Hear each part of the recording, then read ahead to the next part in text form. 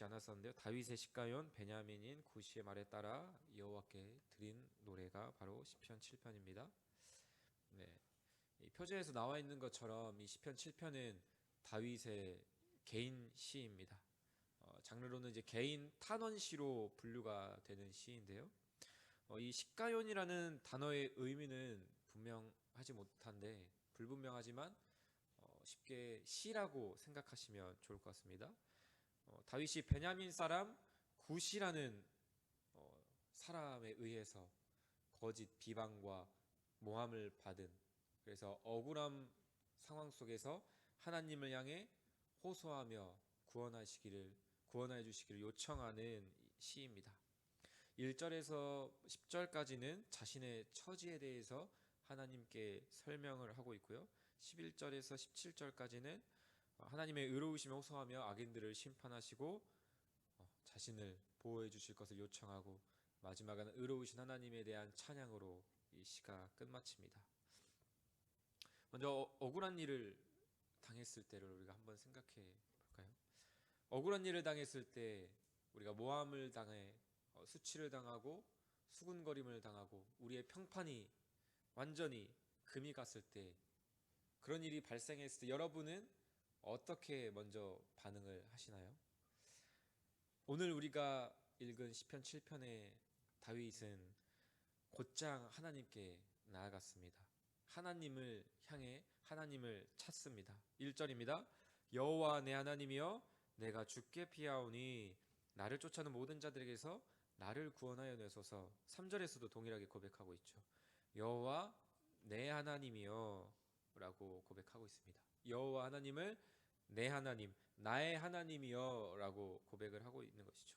고대 이스라엘 시대에 하나님의 이름을 감히 부르기를 꺼려하고 두려워했던 당시 문화를 고려해 보면 여호와라는 이름을 부를 뿐만 아니라 여호와를 나의 하나님이라고 부르고 있는 다윗의 고백이 얼마나 파격적인지 알 수 있습니다. 또한 나의 하나님이여 라고 부를 만큼 하나님을 향한 그 다윗의 그 마음과 그 친밀함이, 그 관계가 얼마나 두텁고 가까운지를 우리는 엿볼 수가 있습니다.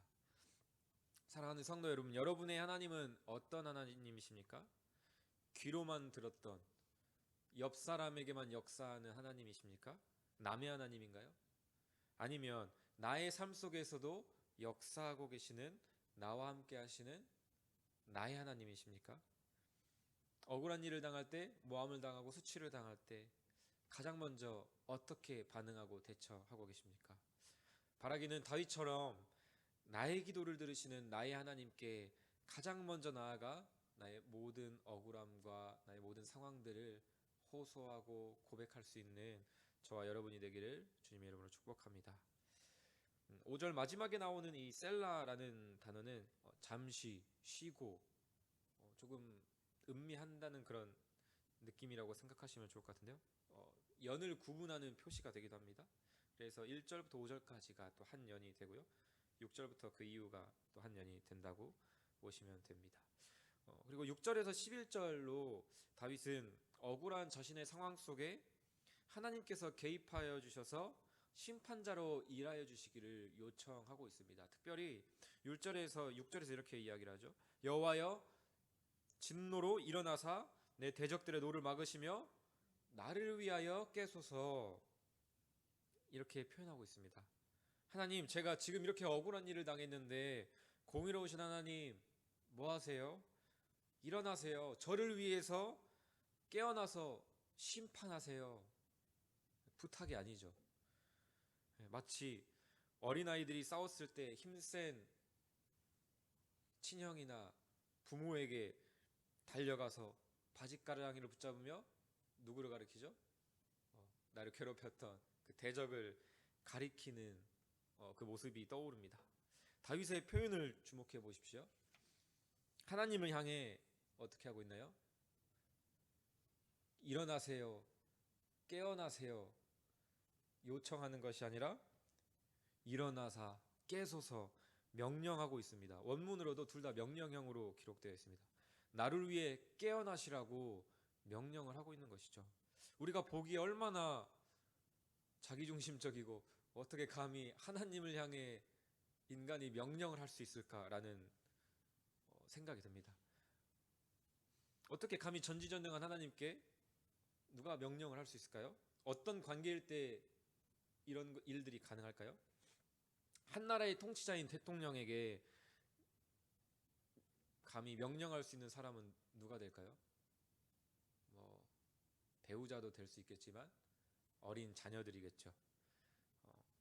육군 참모총장에게 나 좀 도와줘 빨리 라고 명령할 수 있는 사람이 있다고 한다면 아마도 그들의 어린 자녀들일 것입니다. 자녀들에게는 아버지가 친밀하고 가깝고 너무나도 신뢰하는 관계이기 때문에 아버지의 사회적 지위는 그 자녀들에게는 의미가 없는 것이죠. 부모와 자녀라는 깊은 친밀함 속에서 명령까지도 할 수 있는 것입니다. 우리 자녀들도 그렇지 않나요? 엄마 밥 차려줘. 명령하죠. 밥 차려주세요가 아니라 아빠 나 곧 학원 끝나 데리러 와.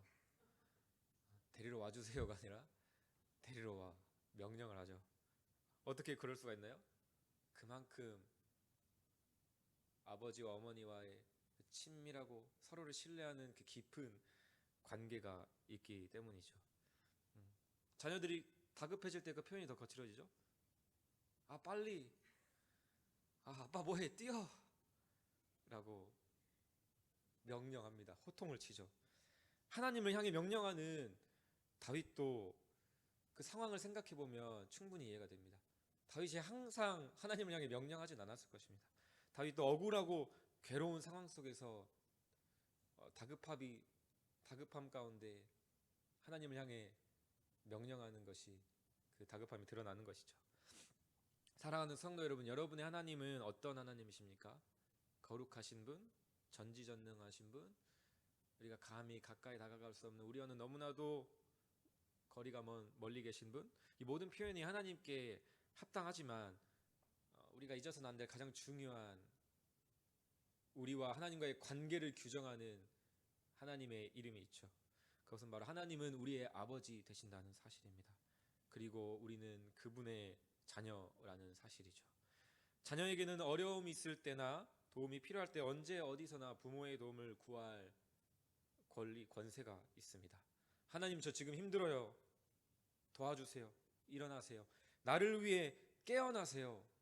우리는 다윗처럼 기도할 수 있다라는 것을 오늘 시편 7편을 통해 하나님께서 보여주시는 것이죠.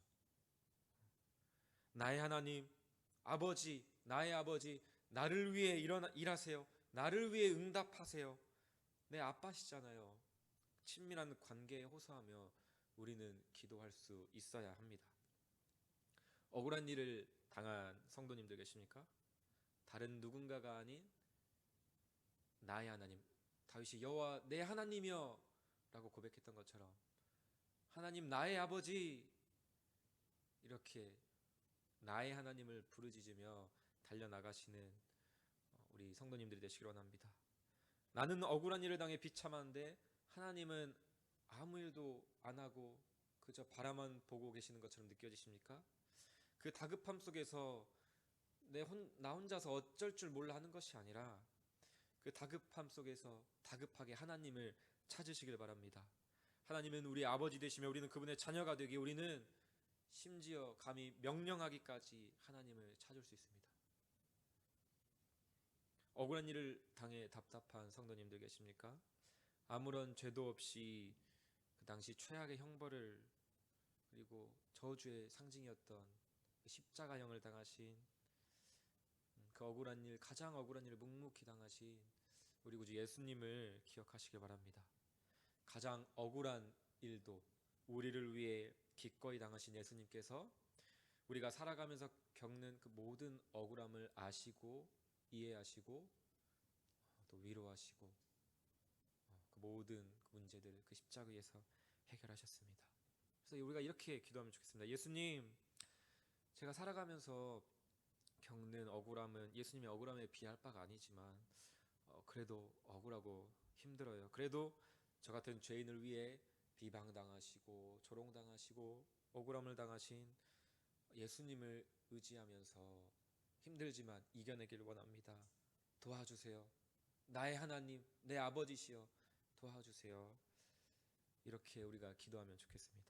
우리에게 가장 친밀한 맏형이 되신 예수님을 의지함으로 이 아침 우리의 하나님 아버지께, 나의 하나님 아버지께 간구하는 저와 여러분이 되기를 주님의 이름으로 축복합니다.